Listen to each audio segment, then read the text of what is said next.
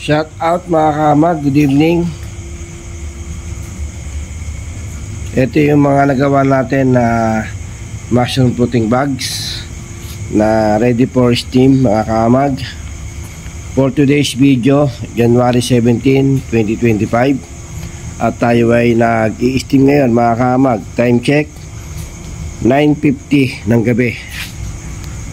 Tayo ay may nakasalang na mushroom fruiting bags mga kamag na ini-steam natin.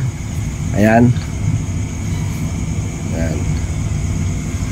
Ganyan mga kamag, umuusok talaga yan.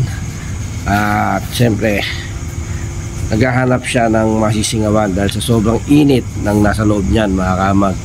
Ang ibig sabihin niyan mga kamag ay talagang binigay niya yung tamang init sa loob. Ayan. Ito yung gauge natin. Ayan. Sa pagpapasturate ng ating fruiting bags mga kamag, lagi kong sinasabi sa aking mga vlog, para sa mga beginners, wag na wag niyong dadayain ang proseso. Siguraduhin nyo na mababantayan nyo ng maayos yung inyong ini-steam na fruiting bags. Kahit drum ang gamit nyo, improvised drum or box type katulad nito ng aking ginagamit mga kamag, ibigay natin ang tamang pagbabantay. Huwag natin dadayain. Kapag napansin nyo na humihina na ang apoy, sulungan nyo kagad ng kahoy. Huwag nyo hayaan na humina ang apoy dahil yon ay magiging cause ng contamination kapag tinaniman natin yung ating fruiting bags dahil kulang siya sa luto. Ayan. Kaya meron tayong oras na binibigay dito mga kamag. Ang steam natin dito mga kamag ay 6 to 8 hours. Yan, 6 to 8 hours ang steam natin dyan.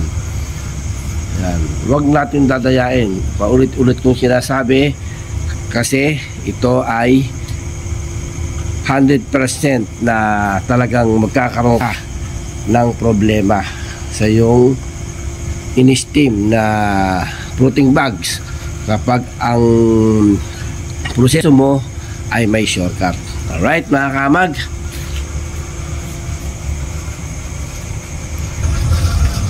welcome to YouTube channel. Kung bago ka lang sa aking YouTube channel mga kamag, huwag mo kalimutan subscribe, then like and share ang aking video para sa ganon ay lagi kang updated sa mga bagong video na aking i-upload mga kamag. Ayan, papansin nyo mga kamag, talagang sobrang lakas ng apoy. Ganyang kalakas yung apoy kapag gumagamit tayo ng used oil. At siyempre may suporta pa tayo na hinahagis dyan ng mga kahoy. Yan. Hindi natin hinahayaan na yan ay humina para tuloy-tuloy yung steam niya at hindi mahilaw yung ating mushroom fruiting bags mga kamag. Kaya lagi kong sinasabi to na dapat yung ingatan to mga kamag kasi napakadaming proseso ang pinagdadaanan ng fruiting bags na ating ini-steam. Una, magsasalandra tayo dyan. Pangalawa, i-compost natin yan. Mag-aantay tayo ng 14 to 21 days. Matagal, di ba? 14 to 21 days na bubulukin natin yung ating kusot. At pangatlo, saka natin siya ibabag. Saka natin siya gagawing fruiting bags. At pag nagawa na natin siyang fruiting bags, eto na nga yung kanyang kasunod na proseso, i-steam natin mga kamag. Papaano kung nagpabaya ka sa steam? Sinorkat mo, hindi mo binigay yung tamang oras, yung tamang tagal ng iyong steam, at pagkatapos ay patay buhay ang apoy mo. Paano?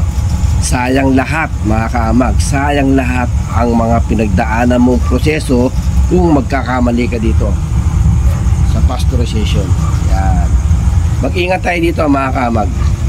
para hindi masayang yung ating pinaghirapan, hindi masayang yung ating mga ginugol na oras sa paggawa ng ating fruiting bags. Yan, alright.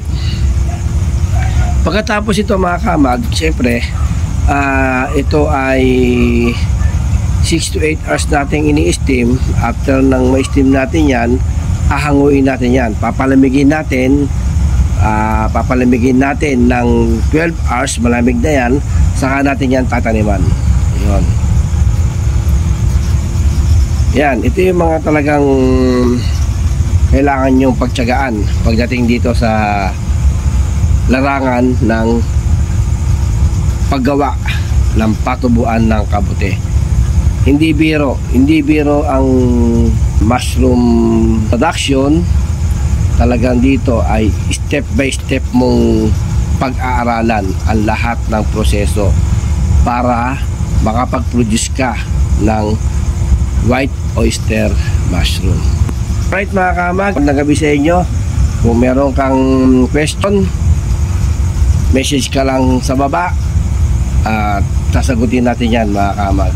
Siyempre, marami tayong mga beginners na nagtatanong sa atin at marami rin tayong natulungan na hanggang sa ngayon ay nagpapatubo pa rin sila ng white oyster mushroom. Alright?